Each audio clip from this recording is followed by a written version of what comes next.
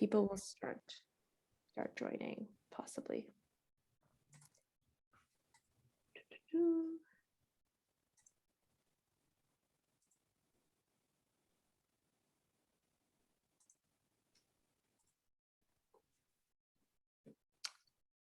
Hello, welcome everyone.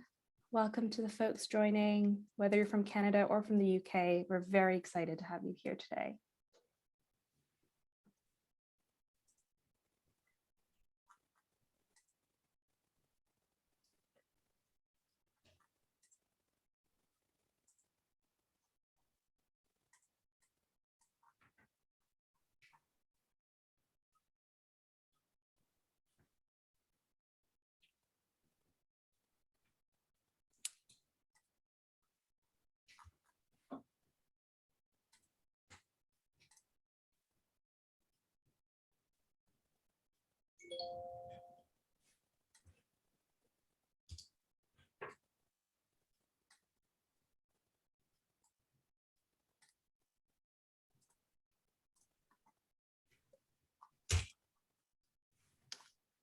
Hi, good morning or good afternoon to folks joining the call, joining this webinar.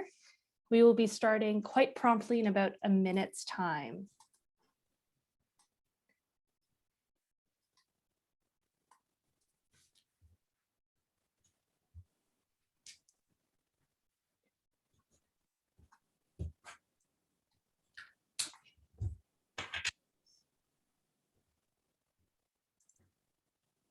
All right, fabulous. I think we'll get started, and if people are going to drop in maybe a couple minutes afterwards, hopefully they'll catch the introductions that we do. So welcome everyone. This is our first webinar in this series, jointly organized by Research Impact Canada and Universities Policy Engagement Network. Research Impact Canada is from Canada, and UPEN, University Policy Engagement Network, is from the UK. So we will be talking with a fabulous panel today, all about engaging with government and parliament, and lessons from the Canada and the UK. I am one of your hosts and moderator today, Connie Tang. I'm the Director of Strategy and Business Development at Research Impact Canada. And Justin? Hi, I'm Justin Fisher.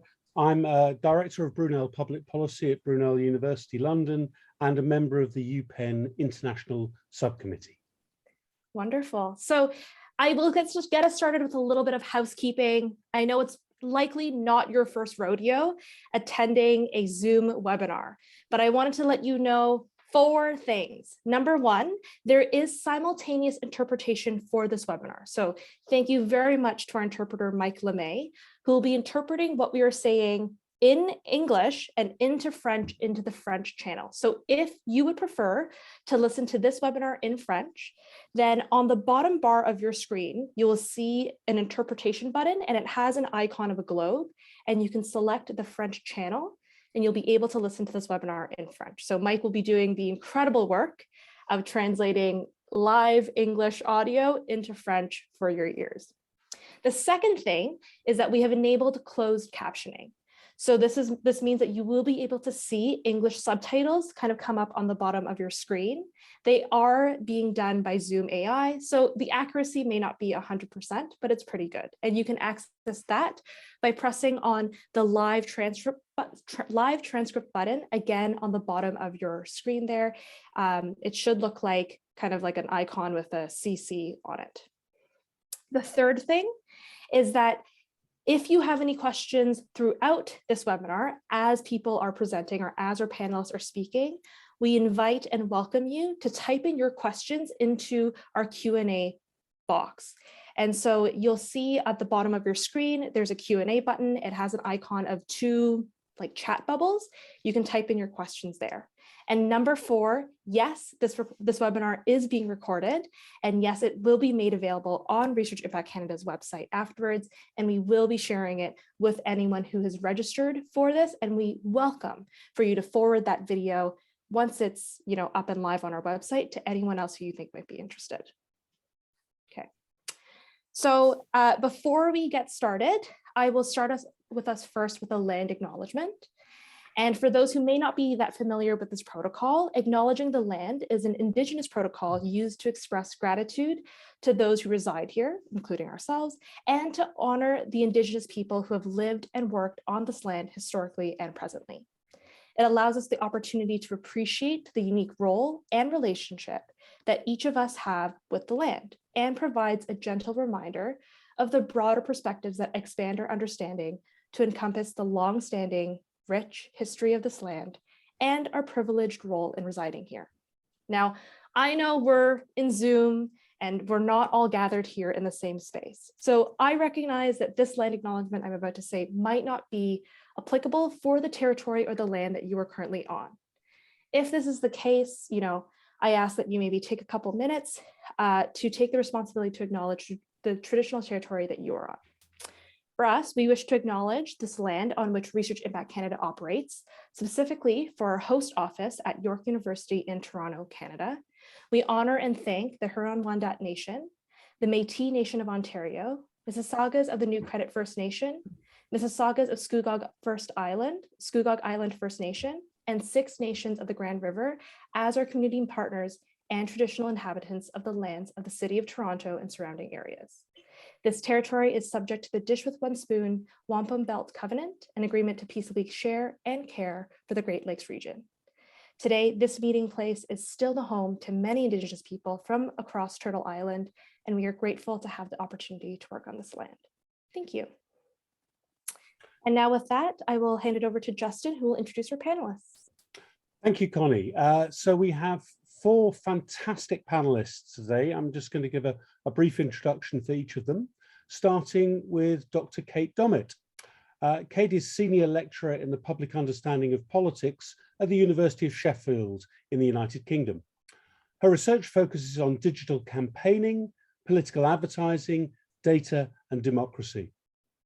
Kate recently served as Special Advisor to the House of Lords Committee on Democracy and Digital Technology, and she was awarded the 2020 Richard Rose Prize by the Political Studies Association of the United Kingdom for an early career scholar who's made a distinctive contribution to the study of British politics. Her book, The Reimagined Party, was published in 2020.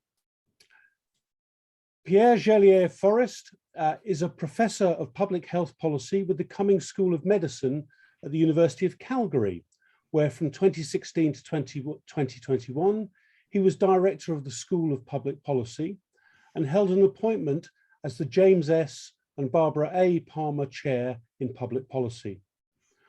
Prior to joining the University of Calgary, PG Forrest was director of the Institute for Health and Social Policy at Johns Hopkins University and a professor with the Bloomberg School of Public Health.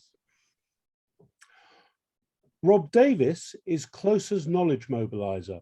His role is to increase the visibility, use, and impact of longitudinal population studies, data, and research within government and parliament, and feed evidence into policy and into decision-making. In May 2020, Rob took on an additional role as head of the Closer COVID-19 task force and is the architect of the COVID-19 Longitudinal Research Hub. In February 2021, Rob was awarded a CAPE Policy Fellowship and is currently seconded part-time to the House of Commons Scrutiny Unit to help implement the 2017 to 2019 Liaison Committee's report recommendations on the use of research evidence in Parliament. Shauna Taper is currently the Government and Community Relations Officer at York University, one of Canada's largest and most diverse universities. In this role, she is focused on enhancing relationships within communities, as well as with municipal and Indigenous governments to advance the priorities of the university. Prior to this role, she served as Chief of Staff to a prominent city councillor for over 10 years and across 3 mayoral administrations. Her roots in social work continue to inform her approach to relationship building, with equity, inclusion, and reciprocity acting as guiding principles. So our panelists are going to speak for 10 minutes each, and they'll speak in the following order. First up, we'll have Pierre-Gerlier, then we'll have Shauna, then Kate, and then Rob. And we'll then have a brief discussion and Q&A. So without further ado, if I can hand you over to Pierre-Gerlier. Thank you so very much, Justin, and Connie, thank you for sharing the slides. I'm very humbled and honored to be here this morning with you. There are so many competent people that could have been invited instead. I think the reason David Phipps thought of me for this panel is because I happen to have spent my career, all my career, with one foot in research or academia and one foot in government.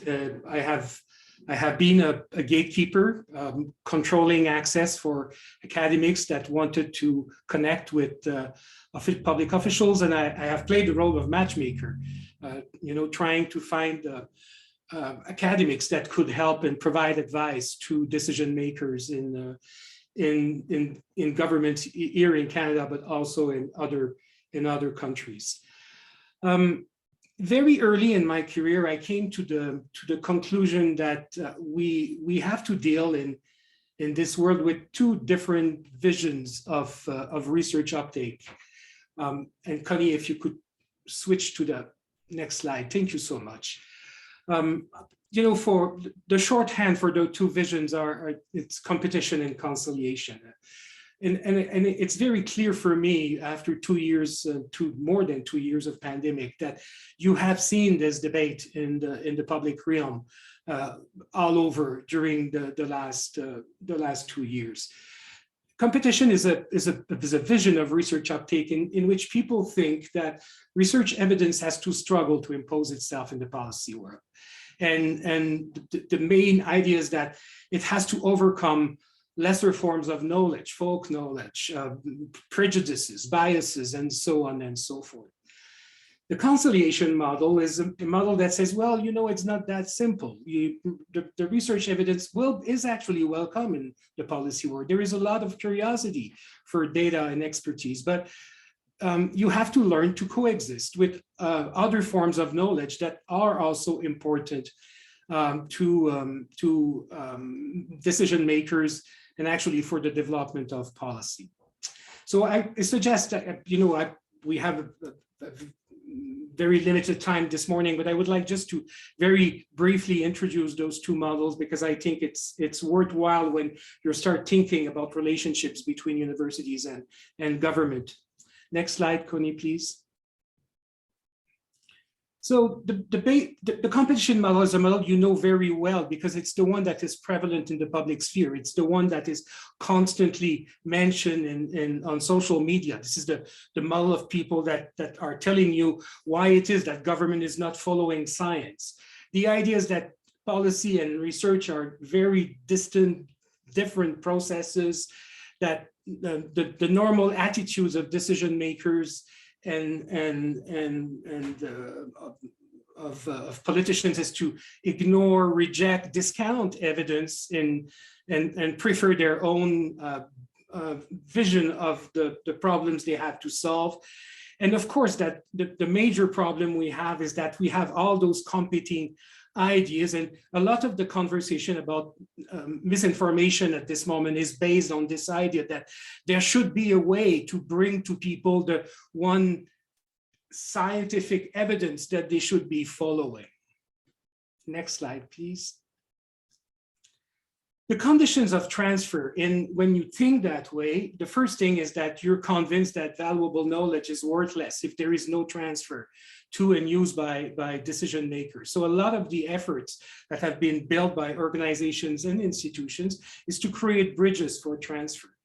The way this has been done for mostly the last 2 decades is co-creation. And you have seen more and more often decision makers to be invited to be sitting, for instance, on the adjudication panels that decide on the funding of research.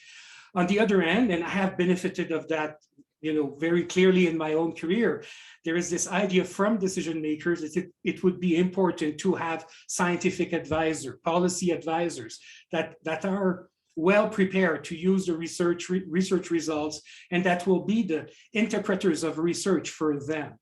And of course, and this is again something you have seen on social media all the time, success is measured by adoption of proposed solution. People will say on Twitter, it's fantastic, my own idea have been used by government. I am the one that thought of that particular policy.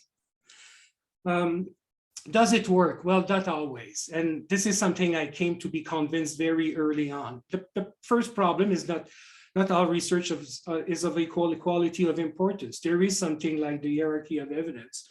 I have never met an academic that is not convinced that her own or his own research is not absolutely essential.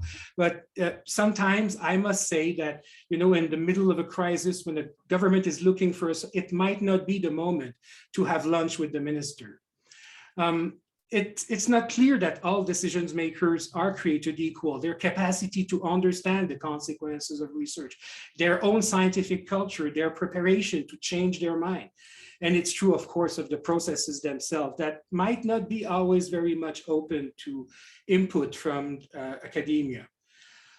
This is something that is very disappointing for people, but I think everybody with some experience have had this moment where you have spent 3 hours with a bureaucrat in a department explaining your fantastic work, and you realize that those people are very sincere in their interest for research, but in fact, they're not in a place where they could have any impact or influence on the decision-making process. And of course, this is something we have seen all the time during the pandemic. It's true that expert advice could help clarify issues or identify solutions, but it could also increase conflict. And it will create reaction of reject on the part of decision makers in that case. Next slide, please. The conciliation model, and it is my own bias in part because it probably better reflects my own personality. I have said many times that when I'm asked to describe my role, I have said that I'm a minister's whisperer. You know, what I like to do is provide advice discreetly. I try not to write op-ed on the topics on which I'm asked to provide advice, to make sure that I will have this discreet influence and help people finding the solutions they're looking for. And one of the things I learned very early on working in government is that decision makers tend to pay attention to 3 different streams of knowledge.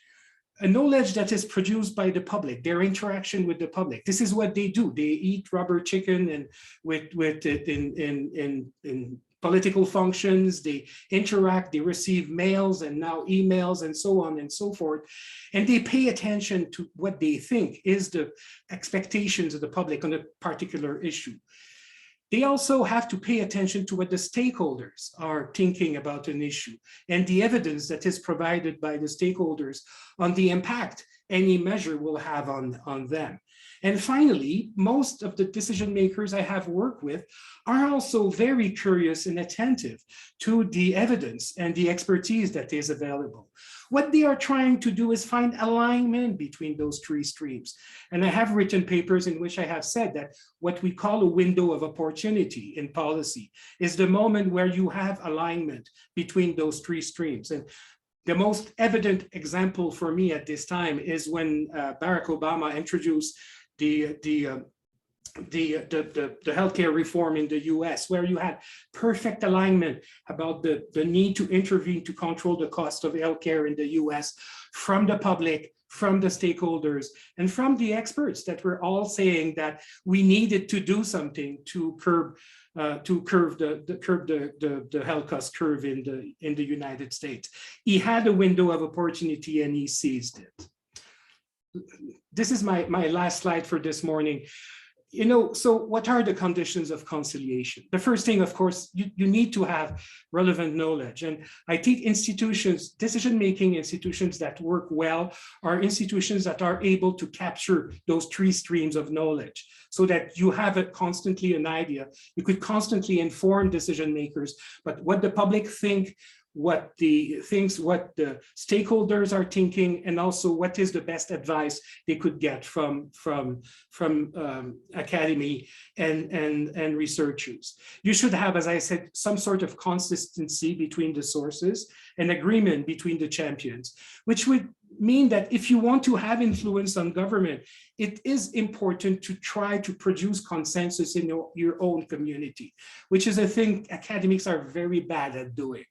And it's important at some point to take the time to think about what will be the platform and the influence we would like to have for government. There are things that are less easy to control, incentives for decision makers to take a decision. It is not always there. And of course, their own capacity to decide that I've already mentioned. I spoke for too long as usual, but I will be very happy to take questions further on. Thank you so very much.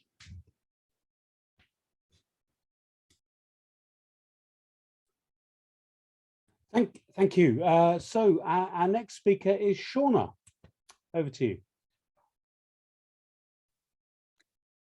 Thank you, Justin. I think Connie is going to put the slides up, so I'll just wait for her to do that.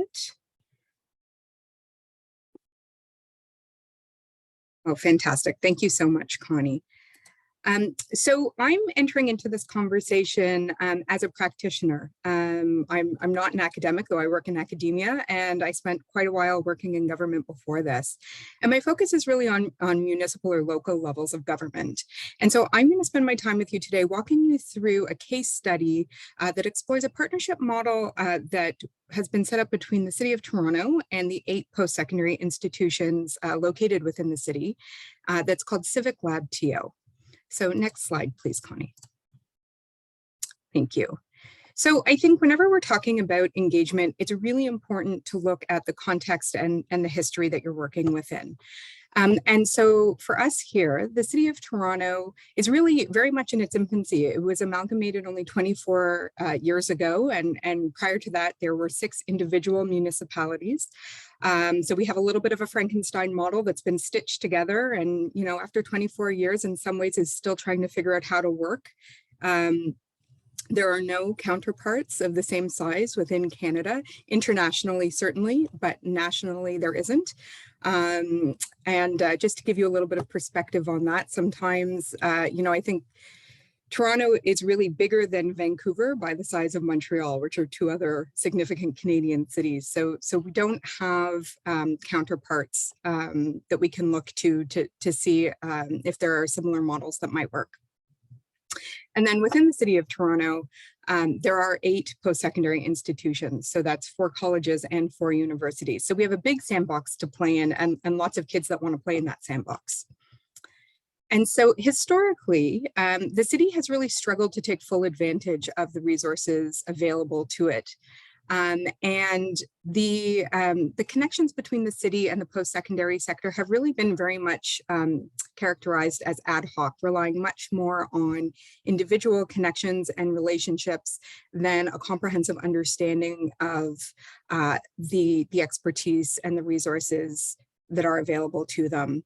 And as I'm sure everyone in this webinar knows, there are certain challenges with that, not the least of which is that when those people then move on, the relationships and engagement often moves on with them because it wasn't set up in a sustainable way.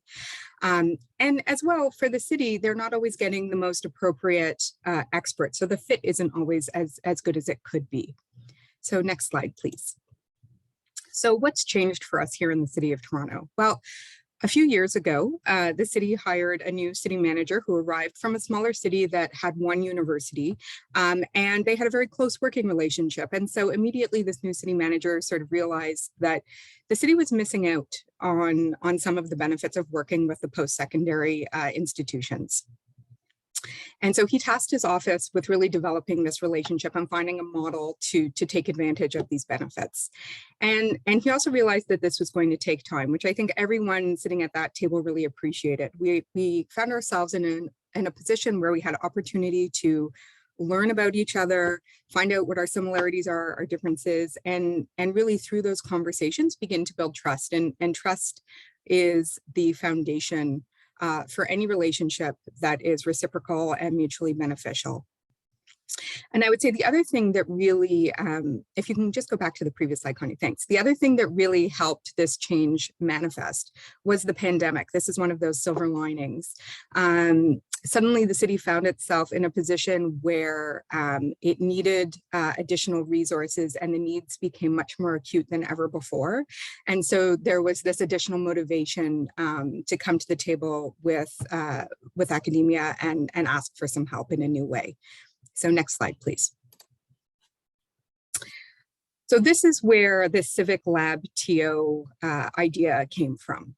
I think one of the most important characteristics of this model is that it was co-created. The city and all 8 post-secondaries came together to think about what was going to make sense for all of us. And effectively, Civic Labteo provided a structure through which we could now engage with one another. And this was a significant shift from the ad hoc relationships that had historically been how we worked with each other. And it brought together students, faculty, researchers, city staff to seek opportunities for sharing information and best practices, while also offering students and faculty essentially a living lab with an opportunity for exposure to real life problems and complex challenges happening within the city. And this partnership model is multifaceted. So it really takes into account these 4 areas outlined on the slide, which are the Summit and Speaker Series, Mobilize TO, Common Curriculum, and Research Partnerships. And I'll take you through each of those briefly. So next slide, great. So we'll start with the Speaker Series and Summit. So 2021 was sort of the inaugural year for both of these things. One of our college partners hosted the Speaker Series, which was a series of virtual events that sort of queued up all of the themes that we covered in the Summit, which was hosted by York University last November. And the overarching theme of the Summit was renewal and resilience. And then I've listed sort of the topics that were covered within that umbrella at the Summit. And you'll see that this was very much focused on issues related to the pandemic, and equity, diversity, and inclusion was sort of the common thread throughout each of these topics. But what this basically did was provided a direct feedback loop for practitioners and academics into the policymaking process. So next slide, please. Mobilize TO. So this was something that was really created by the Knowledge Mobilization Office at York University. And it was a 4-session non-credit course that was offered to the colleges and university partners, the City of Toronto policy professionals, and anyone else who was really interested, who worked at the city, to deepen their understanding of knowledge mobilization. And participants that were part of these 4 sessions really gained access to tools, resources, and tips to maximize the impact of their research and community campus engagement efforts. Next slide. So the common curriculum, another component of the Civic Labteo partnership model, was really thought of by a city councillor, actually, who had served at the city for a number of decades. And after leaving the city, took up an academic appointment at York University. And he saw the benefit of throwing the doors to City Hall wide open so that students from various disciplines could really learn directly from senior city staff across multiple divisions. And so this offered students a learning opportunity focused on both municipal policy and service delivery. And all of these sessions have been recorded or are available on the Civic Labteo website. So access is a really important component of this model. And whether you were a student that could actually engage in those courses directly, or someone who was just curious about a subject matter or two, you could link in different ways depending upon what fit your needs and interests. And again, it's interesting that this was available to students from both colleges and universities simultaneously. So looking at all different points of entry into these conversations. And then finally, we have something called Tosip. And this is a research partnership. Tosip stands for the Toronto Collaboration Platform. And this was something, again, was co-created under the leadership of eCampus Ontario and the city. And it was an electronic platform that was built to really allow initially research needs by the city to be posted so that all of the colleges and universities could see what the needs were and identify whether they had research experts available that might be a good fit. And this really created an opportunity for the city to see and begin to understand the range of expertise available to them. So, you know, while they may know researcher X that works on transportation issues and historically has worked with that person, now they're starting to see all of the different experts that understand this subject area, might be able to bring different perspectives to the table. And so this was a really interesting process, and one that has continued to develop over the last few years, so that now the system is available not only to city staff to upload research proposals, but also to the academic sector to upload proposals, so that we can each see where some of the interests and needs are and put our hands up to say, yes, this is something that I'm really interested in participating in. And so we've all kind of joked it's a bit of a Tinder app for research, so to speak. But one of the additional components to this that was really beneficial for the city, especially during the time of COVID, was that it opened up new funding sources to them that they hadn't been able to access before. And so sources such as MyTax suddenly was able to put funds to these research proposals to really support them developing. And so my final slide, if we can go to the last one, Connie, so some final thoughts, just to sort of sum up, because the idea is that hopefully there were some really practical tips in here for you to take away and think about.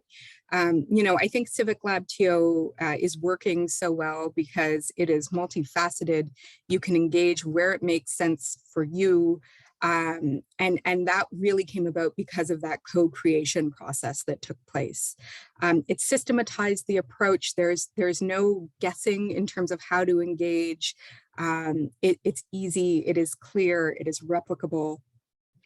And it also provides, because everything is uploaded onto the website, a central repository that showcases not only our collective activities, but our successes. And I think highlighting success is so important in engagement. So the idea is that, again, anyone can see what's happening and it's replicable. And in this particular case, we certainly want copycats. So I think I'll leave it there, and I'm happy to take questions afterwards. Fantastic. Thanks so much. So let's move on to our third speaker, Kate Dommett. Thank you so much. And thank you so much for the invitation to join such a fantastic panel. It's been so much good advice already. So I'm going to offer a perspective of an academic trying to navigate this world. And I think it's worth saying that I'm a political scientist. You would expect me to be able to know how to engage with government and parliament, but it has taken a lot of trial and error over the years. And so I think I'm going to focus on three key things that I've learned over the years to try and guide others who might be interested in engaging in these kind of works. And I think in saying that, I think the one takeaway that, if you leave one thing from my talk, is that you really need to invest in understanding government and parliament if you're going to succeed in engaging. There is not an audience waiting with bated breath for you to translate your research. You really need to invest in this area, and that might not be something that you ultimately want to do. But I think gaining that understanding and really going in with your eyes open into what it actually takes to have influence in this sphere is really important, because the process is often very long, it's often not linear, and it does require an awful lot of investment. But I'm going to talk about three things. So firstly, though, it's where to engage. Secondly, like how to engage. And what you want to be doing in those forums. And then finally, kind of what are the opportunities or the risks and benefits of engaging and thinking about that. So I'll start with knowing where to engage. And I think this is really important, because when I first started out as a very junior researcher, I just had no understanding of the variety of avenues that there are available to engage if you're interested in trying to influence policymaking. And I think rather than thinking about homogenous institutions like government or like parliament, you really need to understand that there is a huge landscape of different actors who are interested in hearing from academics. And it is absolutely vital to invest in understanding that landscape. So you can do that in two ways. Now I'm going to focus on the ready-made opportunities that already exist within these institutions. But I also think, and having heard from Shauna's talk, you can also create these other spaces for yourself and bring policymakers to you, or build opportunities within your research. But I'm going to focus on the ready-made avenues for engagement, and specifically those that are there within the UK context. So there are a lot of existing avenues where we know that policymakers are interested in hearing from academics. And in Parliament, they range from select committee inquiries where there's calls for evidence. We have all-party parliamentary groups where politicians meet together to discuss a particular issue of interest. In government departments, we have committees of experts. So I sit on the DCMS committee of experts and I'm asked for my advice on developing bits of policy. We've also got government departments issue notes of areas of research interest themselves where they're actively looking to engage academics on specific topics. We've also got consultations coming out of government.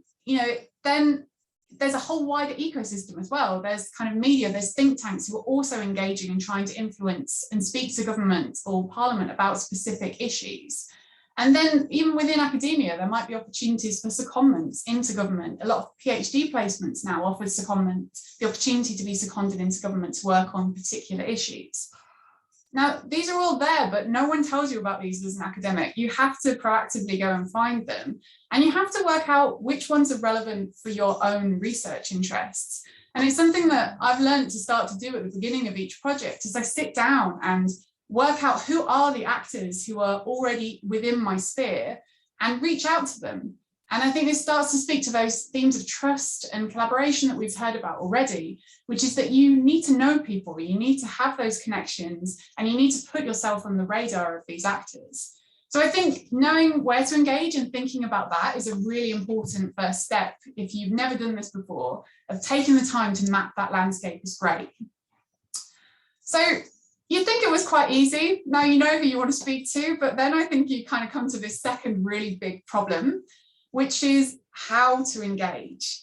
And this is something that I'm absolutely fascinated with, because we have two very different communities here. We have academics or researchers with one set of norms and expectations, and then we have policymakers. And even within the policymaking environment, different policymakers want different things or have different objectives, whether they're designing policy, they're providing scrutiny, they're trying to set an agenda.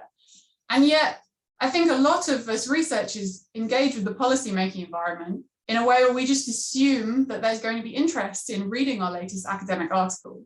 And that point of translation is absolutely key. You cannot expect to be able to engage within the norms of academia and have policymakers listen to you.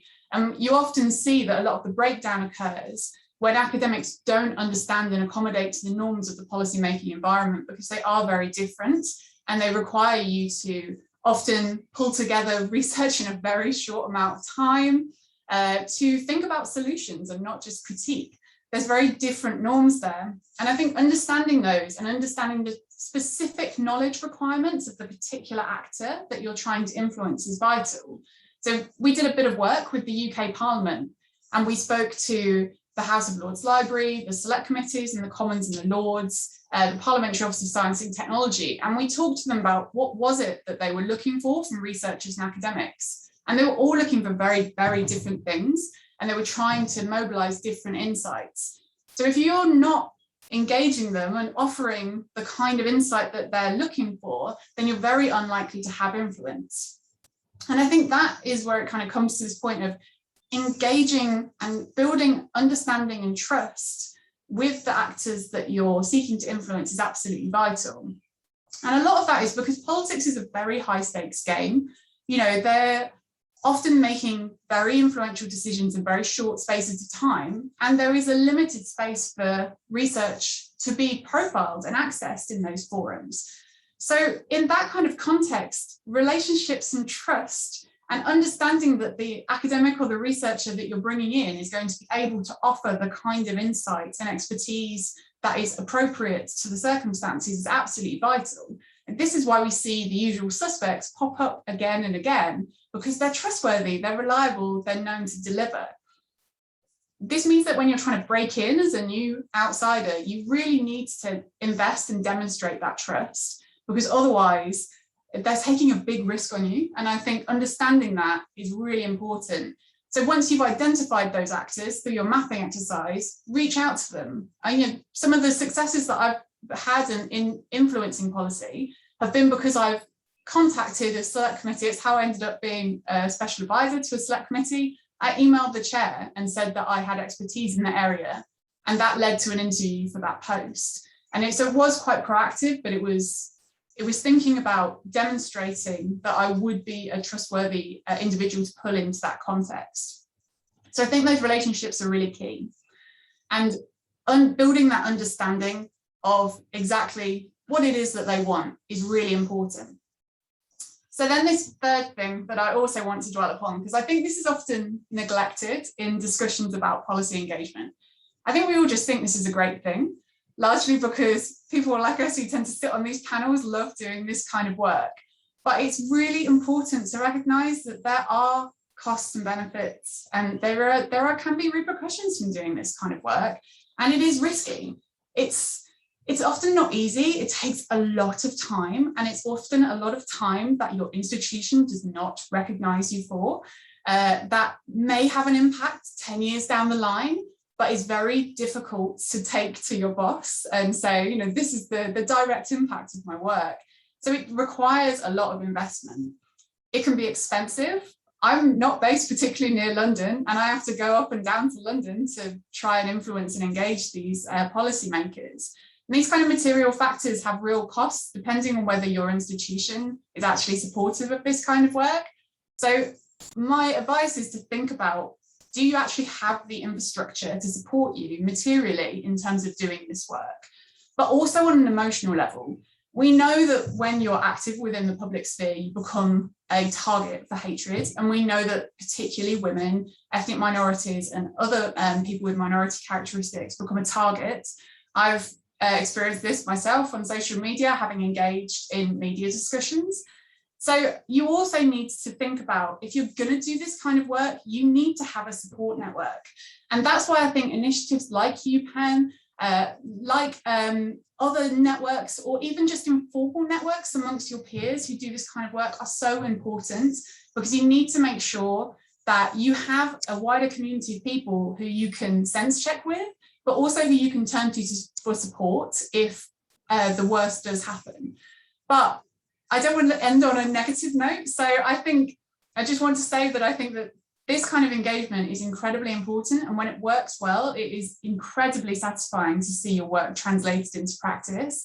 But it is by no means an easy endeavor. It's rather a kind of labor of love. So I would encourage you to kind of weigh up whether this is something that you want to invest in.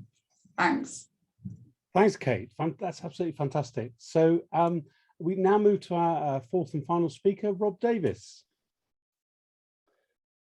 Thank you so much. And yeah, that was excellent. Well, all of them have been excellent, but yeah, that was excellent, Kate. I promised that Kate and I didn't communicate before this, but I think you'll see hear some familiar kind of themes coming out of mine as well, which just proves that we're both right.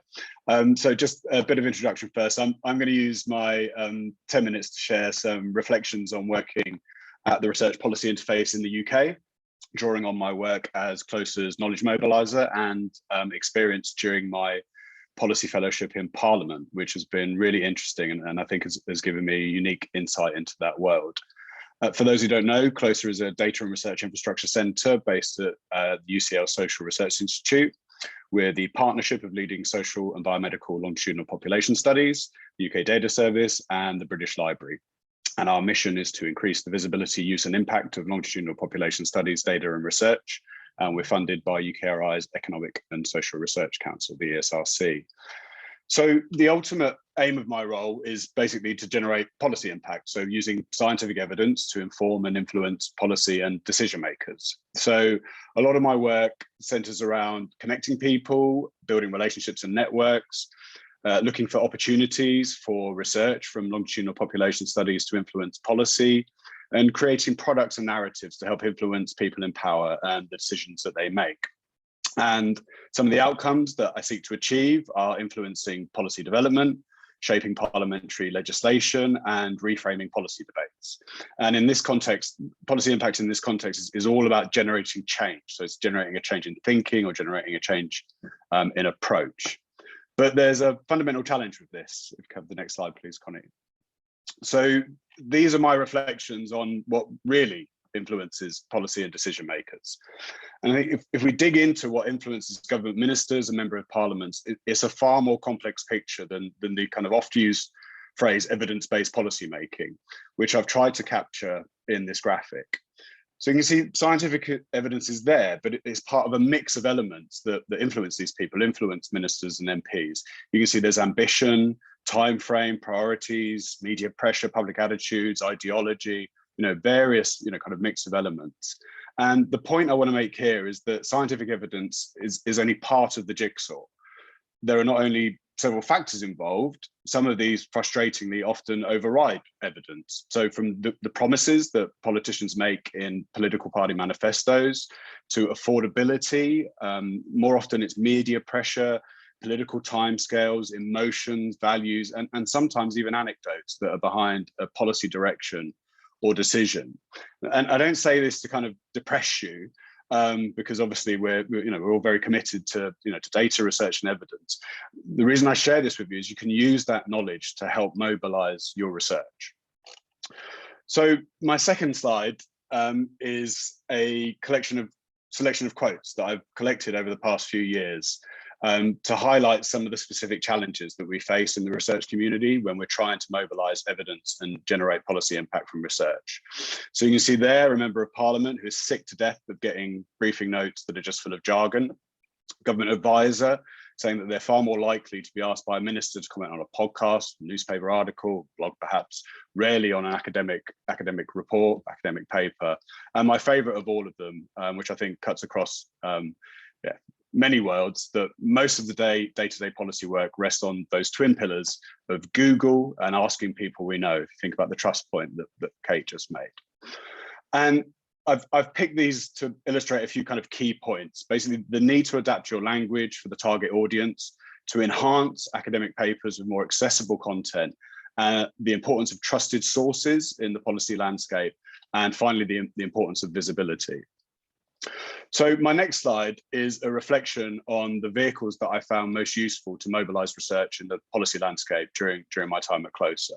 And you've heard I mention a few of these already. So just to dig into these. So in 2017, the first of the government departments' areas of research interest, ARIs, were published. Most departments have now published ARIs, and over the years, several have actually refreshed their original ARI publications. So these documents outline the research areas that they're interested in, and where more is needed, where they've got evidence gaps. They contain kind of overarching themes and also specific research questions for academics to respond to. And as you've heard already, if you have expertise in research that can help with the research questions in these ARIs, they really want to hear from you. The second is government green papers, of course, for evidence consultation. So consultation documents produced by the government, which ask for feedback on its policy proposals. For example, there's one at the moment on mental health and wellbeing, big consultation, runs until end of July or sometime in July, I think, asking for evidence on mental health and wellbeing. So turning to Parliament, there are various ways to mobilise research and generate policy impact. The vehicles I listed here, though, will give you the best return on your investment. So very briefly, parliamentary select committees hold inquiries on a range of matters, from the conduct of government to specialist subject areas, and they really want to, particularly in more recent years, I've found, and I think this is one of the impacts of COVID. They want to hear from academics and researchers, so it's really important to respond to their calls for evidence. So you have House of Commons committees, which are mainly focused on government departments, the kind of performance of government departments. House of Lords committees are a little bit different. So they often have special committees that look into a specific topic. For example, in the past, gambling behaviour and harms. But at the moment, there's a special committee on public services, and also more recently one on adult social care, which often can be more relevant for academic research and for mobilising your research evidence.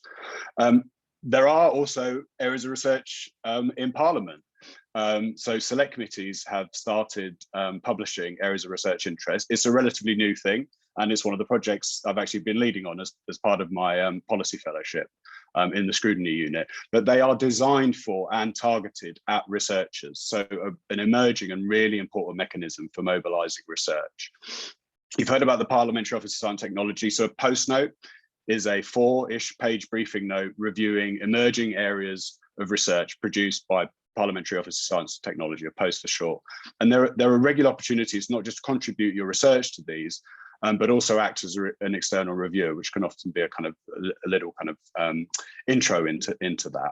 And finally, you've heard about, you've heard mentioned APPGs, all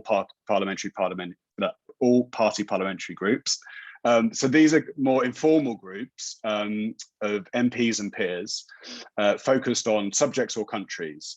And APPGs in the past, I've been working in this game for many decades now. APPGs in the past used to be a little bit of kind of, MP's club, an APPG on boxing, an APPG on whiskey, for example, which I imagine would be a good one to be a member of if you enjoy whiskey, bowling, etc., etc. However, more recently, there's health, there's various mental health, etc., etc. There's lots of different more academic, more research relevant APPGs, and also they're becoming a bit more, I guess, professionalized, if you like. So they have calls for evidence to inform their discussions. They bring in academics to kind of talk at their meetings and produce reports as well. And I found there are much more, particularly for academics, a much more informal way to kind of engage with parliamentarians and mobilize your research. So just wanted to finish with my next slide with some of the key areas, my kind of reflection on key areas for academics to focus on when you're thinking about mobilizing research and generating policy impact. So your research needs to be relevant, basically. So policy impact should never be an add-on. So to give you the best opportunity to influence policy and decision makers, you need to embed impact at the start and across the life course of your research. Kate's mentioned some excellent tips of kind of how to do that. For me, is think about the change you want to happen and how and where you're going to mobilize your research and who to early on in your planning process. Increasing your awareness and understanding of the world you are trying to influence is absolutely crucial and will help you to maximize your impact. So government departments are really hard to penetrate, and to an outsider, Parliament can seem like a completely alien world. But with Parliament, you can take a shortcut. There's lots of resources and guidance that Parliament's Knowledge Exchange Unit has produced on how you can make an impact with your research, how you can engage Parliament. And for government departments, I think my best advice is to check out the government department ARIs for insights into where you can mobilize your research. That's almost the kind of door that you can take as a researcher, as an academic or researcher, to kind of get into government. I wanted to also say government is not the same as Parliament. So at a very kind of fundamental level, the government runs public departments and proposes new laws to Parliament. Parliament scrutinises government policy and holds the government to account.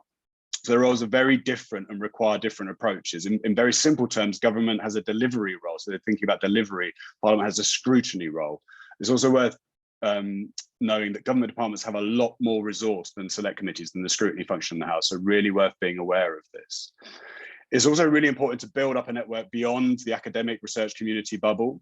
And one of the best ways I found to do this is by attending policy-focused events. And doing this also helps you to become, think about what I've said, kind of more attuned to the audience you're aiming to influence, the issues they're interested in, what motivates them, kind of crucially the language that they use. And it can also really help with your visibility, particularly if you pop up and ask a question.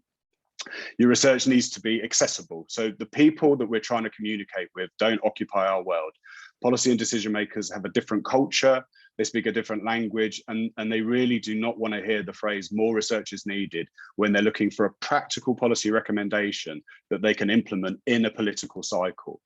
So to cut through, you need to adapt your language. And in a nutshell, that means jargon-free, plainly written, focused on solutions rather than diagnosing a problem. And I found the most effective way to get your message across is to combine scientific evidence with compelling stories and case studies to emphasize that real world context, to kind of get those emotions and kind of values in there. Even better is to use visuals and infographics to kind of increase the chances of it getting noticed.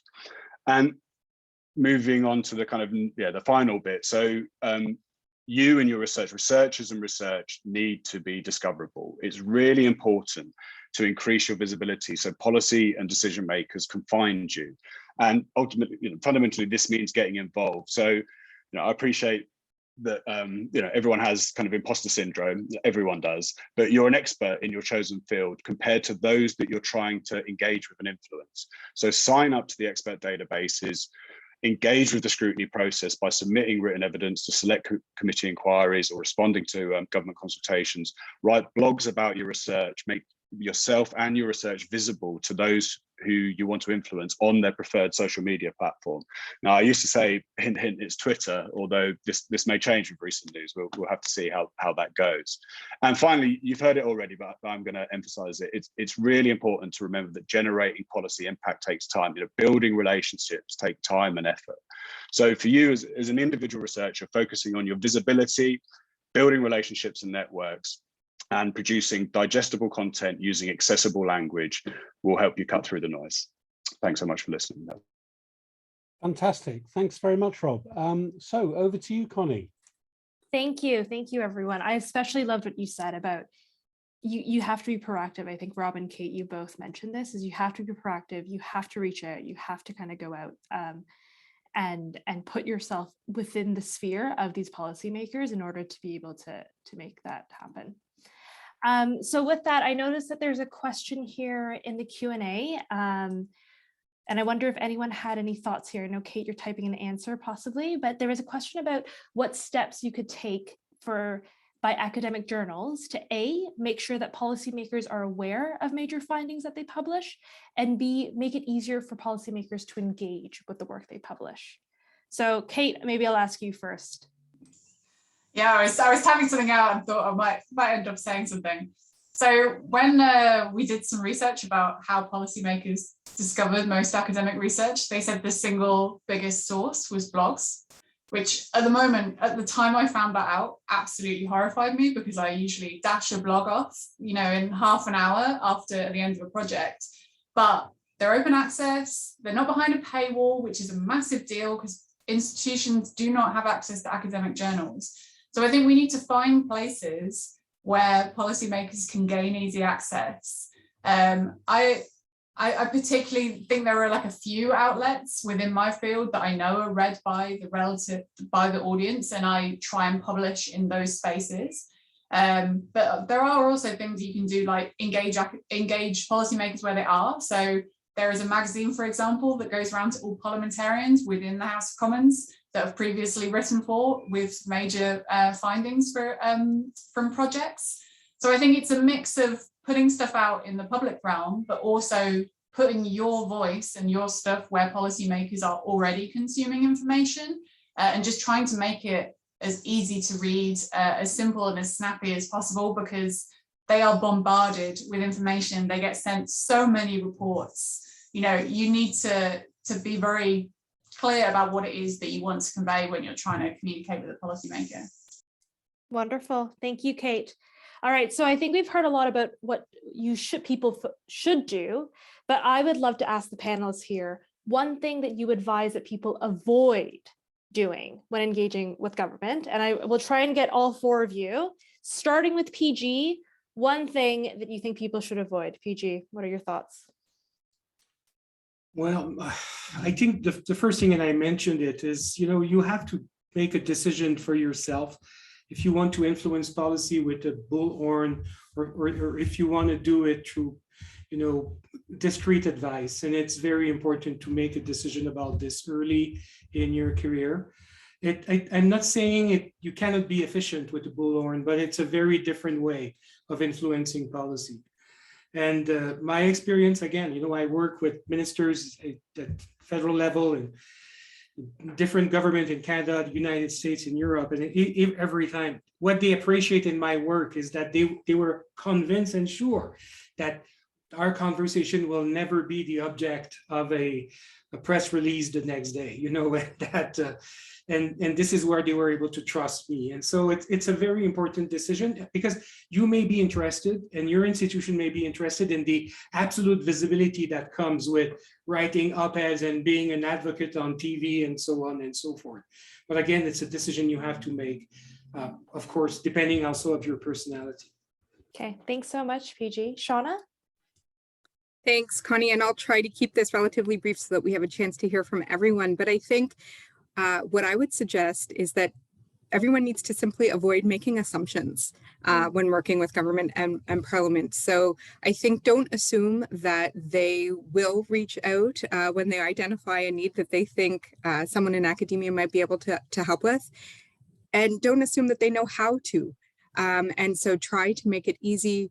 Try to be proactive and simple. So I think we just need to avoid making assumptions in that area. Awesome. Thanks so much, Shauna. Rob? I think avoid using academic language and jargon. I think tailor your language and the framing of your narrative or your story to the target audience. You can say more research is needed in your academic paper, and use that kind of language, but you're trying to engage and influence a different audience. So you need to kind of use their language and speak to them in their language. Fabulous. And Kate? Don't just focus on critique, about the kind of practical implications of your critique, and recommend something if you can. That's awesome. And the thing I wanted to also highlight, I think PG, you may have mentioned this, is to find the good timing of when to engage with policymakers. So avoid election cycles when you know that that's happening. Try to go in when it's the policy window, when it's the appropriate time. That may set you up for success. So with that, I think we are at time here, and I wanted to sincerely thank every single panelist here and all the people who have attended this webinar so far. Shauna, Kate, Rob, PG, this has been really fabulous, and I've learned a lot even for myself, especially on the proactive piece, especially on the avoiding academic jargon, and also just like working with others without assumptions. So thank you very, very much to you all. And with that, we will finish off the webinar. Yes, this webinar is recorded or has been recording, and we will be posting this on the Research Impact Canada website, and we will be sharing that out with all attendees, and we encourage you to share that recording out. Thank you all very much. Have a great day, morning, afternoon. Bye, everyone.